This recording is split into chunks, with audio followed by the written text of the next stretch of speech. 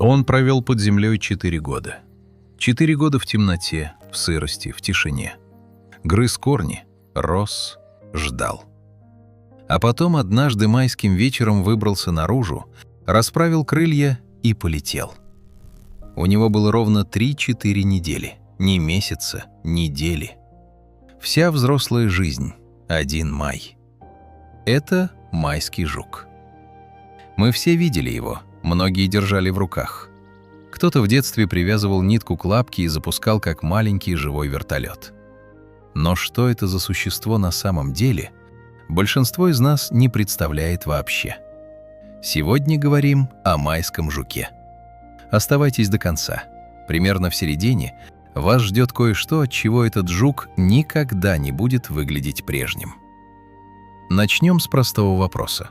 Откуда вообще взялось это существо? Майский жук — это хрущ.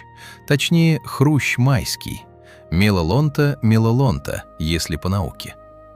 Он принадлежит к отряду жесткокрылых, тому же, что и божья коровка, и навозный жук, и жук-олень. Жесткокрылые — самый большой отряд насекомых на планете. 400 тысяч описанных видов. Каждый 4-й вид животного на Земле — это жук. Не насекомое, именно жук. Майский хрущ появился на Земле задолго до нас. Его ближайшие предки существовали еще в меловом периоде, примерно 100 миллионов лет назад, когда по планете еще ходили динозавры. Он пережил их. Пережил несколько ледниковых периодов. Пережил появление человека, становление цивилизаций, промышленную революцию. И все равно каждый май летит. Ареал обитания майского жука – почти вся Европа и часть Азии. В России он встречается повсеместно, от Калининграда до Урала, в Сибири, на Дальнем Востоке. Это один из самых распространенных крупных жуков нашей широты. Если вы выросли в любом российском городе или деревне с садом, вы его видели. Взрослый жук достигает от 2,5 до 3,5 см в длину. Это немало для насекомого. Он тяжелый, плотный, рыжевато-коричневый. Если взять его в руку, ощущается вес. Настоящий вес. Ни бабочка, ни мошка. Зверь. Зверь — это не преувеличение. Когда смотришь на майского жука вблизи, понимаешь, перед тобой не насекомое в привычном смысле. Надкрылья — это не крылья, это щит. Твердый хитиновый панцирь, который защищает настоящие крылья, спрятанные под ним. Настоящие крылья — перепончатые, почти прозрачные, очень тонкие. В сложенном виде они аккуратно упакованы под надкрыльями и не видны вовсе. Когда жук готовится к взлету, надкрылья раскрываются в стороны, и из-под них разворачивается то, что действительно летит. Полет майского жука – отдельная история. С точки зрения аэродинамики он не должен летать вообще. Слишком тяжелый, слишком круглый, слишком маленькие крылья относительно массы тела. Ученые еще в 20 веке подсчитали, по всем законам физики майский жук летать не может. Жук об этом не знал и летел. Это, конечно, упрощение. На самом деле жук использует принципиально иную аэродинамику, чем самолет. Он создает вихри воздуха над крылом, которые генерируют дополнительную подъемную силу. Современные инженеры изучают этот механизм для разработки микродронов. Жук размером с фалангу пальца летает эффективнее, чем любой созданный человеком беспилотник такого масштаба. Скорость полета около от 10 до 12 км в час. Немного. Но жука не торопится. За одну ночь он способен преодолеть несколько километров, за сезон – десятки. Теперь о голове. На голове майского жука усики. Не просто усики. Это сложнейший сенсорный орган. У самца усики заканчиваются 7 пластинками-листочками, веером раскрывающимися в стороны. У самки – 6. Эти пластинки улавливают запахи и феромоны на расстоянии, которое нам трудно представить. Самец чует самку за несколько сотен метров, в темноте, в лесу, среди тысяч других запахов.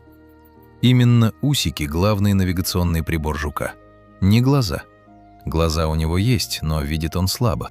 Его мир – это мир запахов, вибраций и магнитных полей.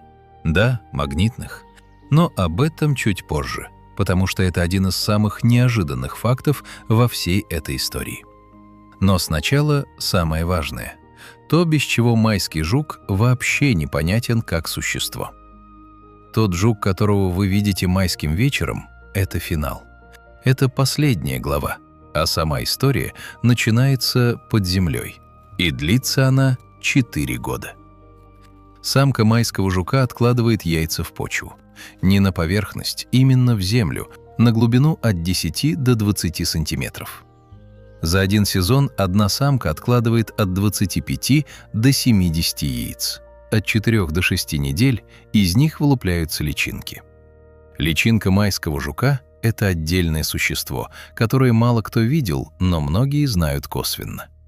Белая, толстая, S-образно изогнутая, с рыжей головой и маленькими лапками.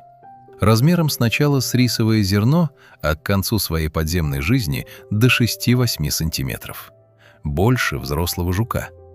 Она живет под землей 4 года, иногда 5. Первый год личинка питается гумусом, перегнившей органикой, мелкими корешками. Почти безобидно, но со 2-го года начинается другое. Она переключается на корни. Настоящие корни. Корни злаков, корни клубники, корни деревьев. Она грызет их методично, день за днем, год за годом. Одна личинка способна уничтожить корневую систему молодого дерева полностью. Вот почему садоводы майского жука ненавидят. Не взрослого, личинку. Взрослый жук объедает листья и цветы. Это неприятно, но терпимо. Личинка убивает растение незаметно, изнутри, пока оно стоит и выглядит живым. Огородник замечает проблему, когда уже поздно. Куст клубники внезапно вянет и вытаскивается из земли без малейшего сопротивления. Корней нет. Их давно нет. Зимой личинка уходит глубже, до 1,5 метра. Там она переживает мороз. Весной снова поднимается к корням. И так 4 цикла. На 4-й год происходит окукливание. Личинка строит вокруг себя земляную камеру, замирает и превращается в куколку. Это занимает несколько недель. А потом из куколки выходит взрослый жук. Но он не спешит наружу. Он остается зимовать в земле еще раз, уже в форме взрослого насекомого. И только следующей весной, когда воздух прогревается до 15 градусов, выбирается на поверхность. 5 лет под землей. Ради 3-4 недель на свету. 3-4 недели. Вся взрослая жизнь – один май. И в этот май жук должен успеть все – поесть, найти пару, дать потомство, умереть. Первые дни после выхода из земли жук питается, активно, почти жадно. Листья дуба, березы, клена, яблони, вишни он неразборчив. Ест то, что доступно. В годы массового лета жуки объедают целые кроны деревьев за считанные ночи. Дерево стоит голое, как поздней осенью. Только сейчас май. Питание не главная цель. Главная цель – размножение. Лед происходит в сумерках и ночью. Самцы вылетают раньше, они ищут. Самки выбираются чуть позже и забираются на ветки деревьев. Ждут. Самец находит самку по феромонам, теми самыми пластинчатыми усиками, о которых мы говорили. После спаривания самка спускается в землю, откладывает яйца, поднимается, снова питается и повторяет этот цикл несколько раз. А потом умирает. Самцы умирают еще раньше. Их жизнь на поверхности иногда укладывается в 2 недели. И вот здесь тот самый факт, который я обещал – магнитное поле. Майский жук ориентируется в пространстве частично с помощью магнитного поля Земли. Это доказали немецкие исследователи в 2000-х годах. Жуков помещали в искусственно измененное магнитное поле, и они теряли ориентацию. Возвращали нормальное поле, жуки снова понимали, куда лететь. Зачем жуку магнитный компас? Чтобы возвращаться. Самки после спаривания летят откладывать яйца, и они предпочитают определенные места – поля, опушки, конкретные участки почвы. Исследования показывают, самки часто возвращаются в те же районы, откуда вышли сами. буквально к месту своего рождения, как лосось, только под землей. Навигирует по магнитному полю планеты. Это не исключение в природе. Это одна из базовых технологий, которую насекомые освоили задолго до нас. Пчелы, муравьи, бабочки-монархи — у всех есть магниторецепция. Но майский жук в этом ряду стоит особняком, потому что масштаб его навигационной задачи — найти конкретный участок Земли после нескольких километров ночного полета — особенно впечатляет. Один жук впечатляет. Миллион жуков — это катастрофа. Майский жук не летает каждый год одинаково, у него есть цикл. Раз в 3-4 года наступает год массового лета. В такой год жуки выходят из земли одновременно, огромными волнами. Деревья темнеют от них, дороги хрустят под ногами. Фонари в сумерках окружены живыми роями. Это не метафора. Это то, что люди наблюдали веками. В XIX веке такие годы в Европе фиксировались с точностью метронома. Германия, Франция, Австрия, Россия – везде вели записи. Год майского жука был таким же понятием в народном календаре, как неурожай или засуха. Фермеры знали, если в прошлом году был массовый лед, через 3-4 года жди нашествия личинок. И готовились. Масштаб был поразительным. В 1911 году в Германии за один сезон было уничтожено, вручную методом сбора, около 20 миллиардов жуков. Не тысяч, не миллионов, миллиардов. Школьникам платили за каждое ведро. Крестьяне трясли деревья на рассвете, когда жуки еще сидели оцепеневшие от холода. Целые деревни выходили на сбор, как на сенокос. В Эльзасе, регионе на границе Германии и Франции, сохранились записи о годе лета 1688-го. Жуки пришли такой волной, что затемнили небо. Современники сравнивали их с тучами. Реки были покрыты утонувшими жуками, слой за слоем. Рыба в реках объелась ими и перестала клевать на приманку неделями. Это звучит как преувеличение, но энтомологические архивы Европы полны подобных свидетельств. Майский жук был не фоновым явлением природы. Он был стихийным бедствием с расписанием. А потом исчез. Не совсем, но почти. В середине 20 века с приходом пестицидов популяции майского жука рухнули по всей Европе. В Германии, где в начале века считали жуков миллиардами, к 1970 годам их стало в сотни раз меньше. То, что казалось неистребимым природным явлением, природным ритмом самой Земли, оказалось чрезвычайно хрупким перед химией. Вы когда-нибудь видели настоящий массовый лет майского жука? Когда их не десятки, а тысячи вокруг одного фонаря? Напишите в комментариях. Это искренне интересно, потому что таких людей с каждым годом становится меньше. Майский жук был частью человеческой жизни задолго до того, как стал проблемой для агрономов. В средневековой Европе к нему относились по-разному, в зависимости от того, где и в каком веке. Во Франции майский жук считался предвестником хорошего урожая. Если жуков много, земля живая, теплая, богатая. Крестьяне смотрели на массовый лед с тревогой, но и с каким-то суеверным уважением. Природа показывает силу, жди перемен. В Германии жука называли «майкефер» – «майский жук», буквально. Это слово вошло в язык как устойчивый образ. «Verrückt wie ein Maikäfer» – «сумасшедший, как майский жук» – немецкая идиома, которая существует до сих пор. Откуда она взялась? Жук летит хаотично, врезается в стены, падает на спину и не может перевернуться. Жужжит оглушительно без видимой цели. Для наблюдателя со стороны – паника на крыльях. На самом деле это не паника. Это навигация в условиях, для которых жук не был создан. Городские огни сбивают его магнитный компас. Он летит на свет, потому что миллионы лет Луна и звезды были единственными световыми ориентирами ночью. Фонарь для него – это ложная Луна.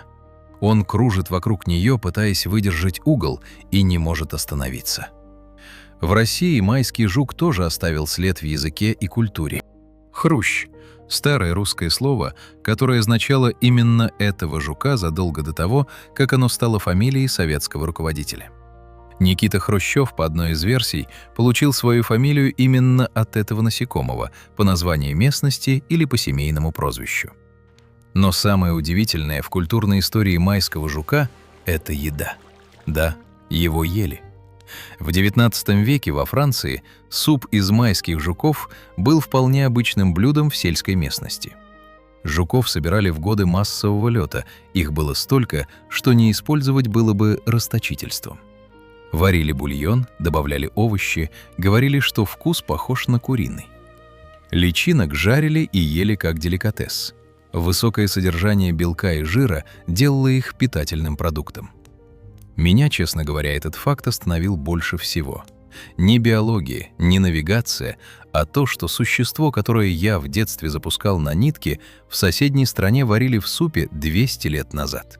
Впрочем, майский жук интересовал не только поваров. Он был одним из первых насекомых, которых европейские ученые начали изучать систематически. Карл Линней описал его в 1758 году в своей «Системе природы», том самом труде, который заложил основу современной биологической классификации. Махалонта мелалонта, название, которое Линней дал жуку, сохранилось до сих пор практически без изменений. Для XVIII века это была редкость. Большинство названий пересматривались и уточнялись последующими поколениями ученых. Майский жук оказался настолько хорошо описан с первого раза, что трогать его не стали. В XIX веке французский энтомолог Жан-Анри Фабр посвятил майскому жуку отдельные главы своих «Воспоминаний энтомолога», 10-томного труда, который до сих пор считается одной из лучших научно-популярных книг о насекомых. Фабр наблюдал за жуком с почти детским восторгом. Он описывал, как самка выбирает место для кладки, методично пробуя почву передними лапками, оценивая ее структуру и влажность. Он писал: «Она знает о земле то, чего не знает агроном с его инструментами». Это не преувеличение. Самка майского жука действительно оценивает почву перед кладкой. Слишком плотная – не подойдет, личинка не выроет камеру. Слишком сухая – яйца погибнут. Слишком кислая – корни будут не те. Она выбирает. Не случайно, не наугад. По набору химических и механических сигналов, которые ее нервная система научилась считывать за миллионы лет эволюции. Теперь об экосистеме.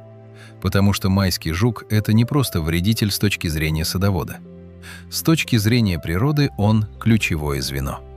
Личинки жука – важнейший источник белка для огромного числа животных. Кроты питаются ими круглый год, прокладывая ходы именно туда, где чуют скопление личинок. Ежи переворачивают верхний слой почвы в поисках их.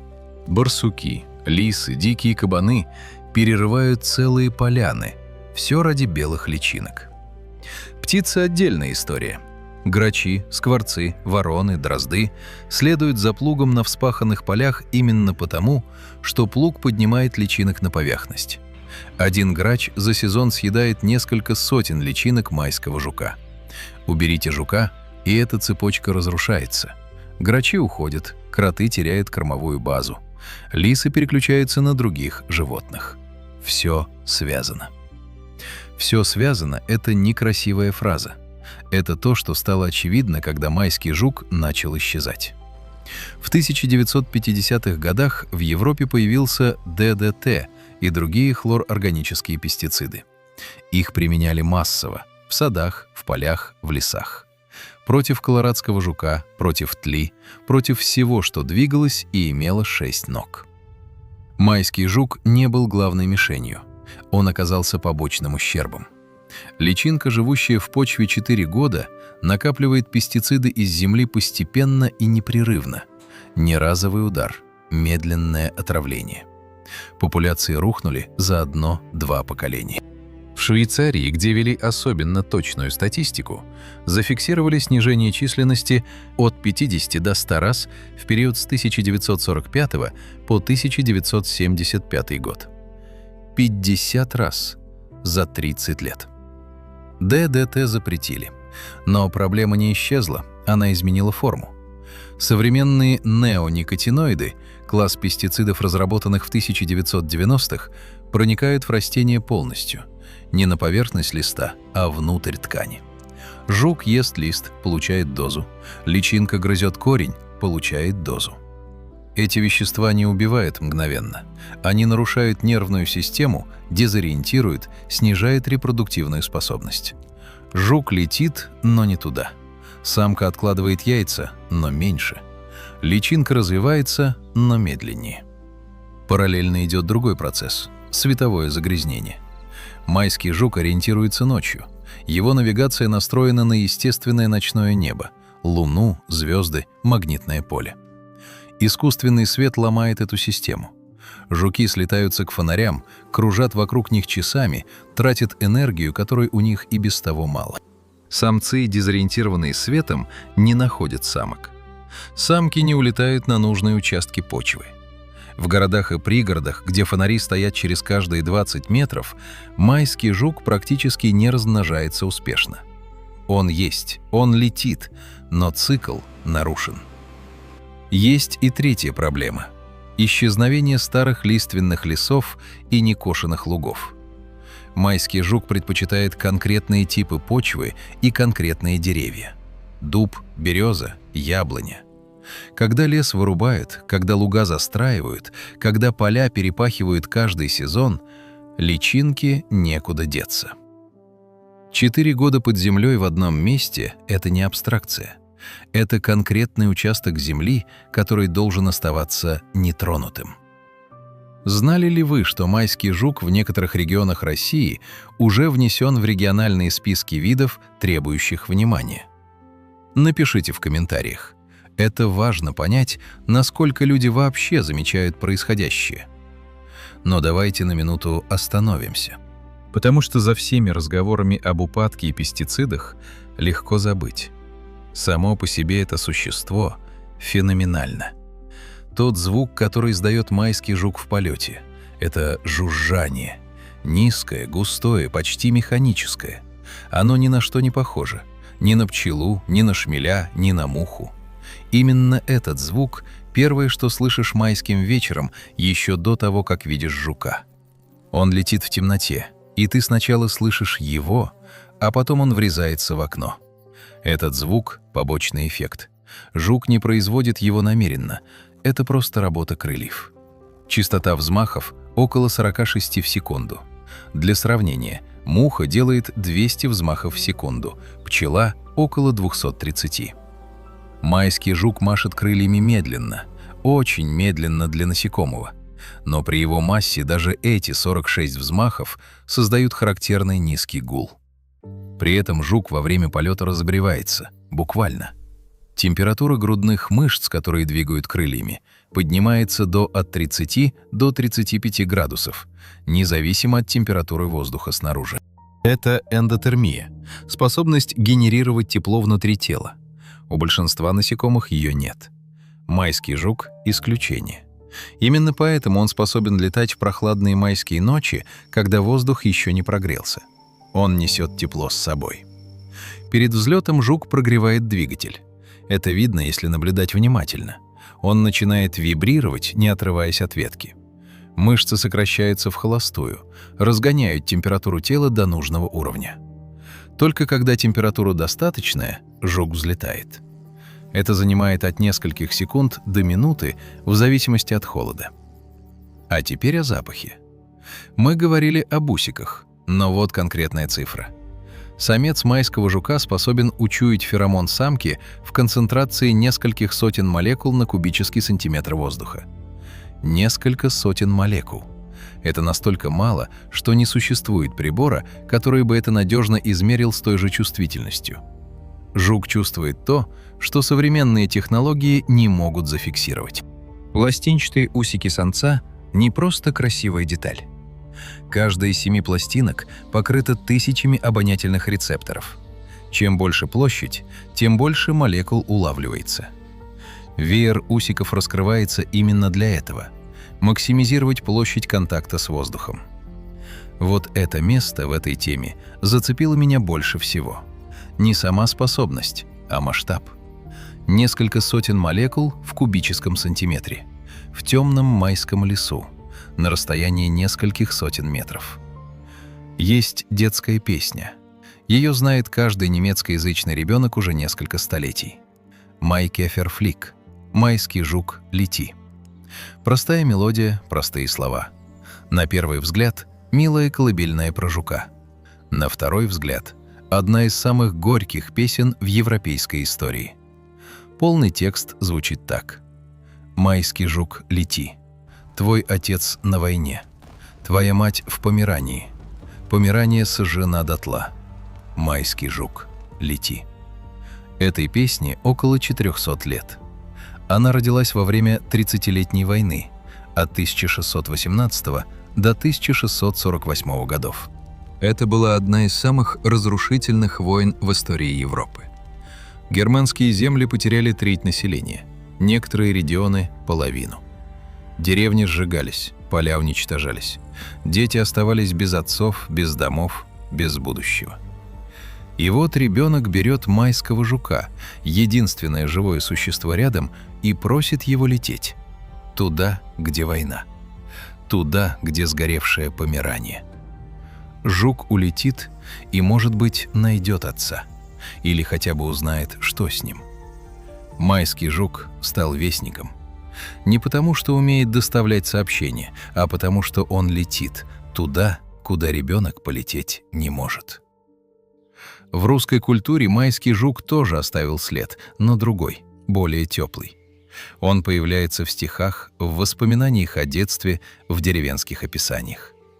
Иван Бунин упоминает его в нескольких рассказах как неотъемлемую часть русского мая, наравне с черемухой и первыми грозами. Константин Паустовский писал о жуке с нежностью, которая бывает только у людей, выросших рядом с природой. В советское время майский жук попал в детские книги, уже не как вредитель и не как символ войны, а как летний персонаж, добродушный и немного неуклюжий. Тот самый образ, который знаком большинству из нас — крупный, жужжащий, падающий на спину и беспомощно перебирающий лапками. Беспомощный — это тоже иллюзия. Жук, упавший на спину, действительно не может перевернуться самостоятельно в большинстве случаев. Это архитектурный недостаток его тела. Центр тяжести расположен слишком высоко. Но это не слабость вида, это просто момент уязвимости. 5 лет эволюции вложено не в то, чтобы красиво падать, а в то, чтобы выжить под землей 4 года и найти пару за 3 недели. 4 года под землей, 3 недели на свету. Он не знает об этом, у него нет страха перед концом, нет сожаления о времени. Он просто летит. В темном майском воздухе, разогрев мышцы, раскрыв усики, настроившись на магнитное поле планеты. Летит туда, куда летел его вид 100 миллионов лет. Детская песня о нем написана в разгар войны. Суп из него варили в голодные годы. Ученые спорят о его аэродинамике до сих пор. А он просто жук, майский. В следующий раз, когда он влетит в ваше окно майским вечером и упадет на спину на подоконнике, переверните его. Пусть летит. У него мало времени.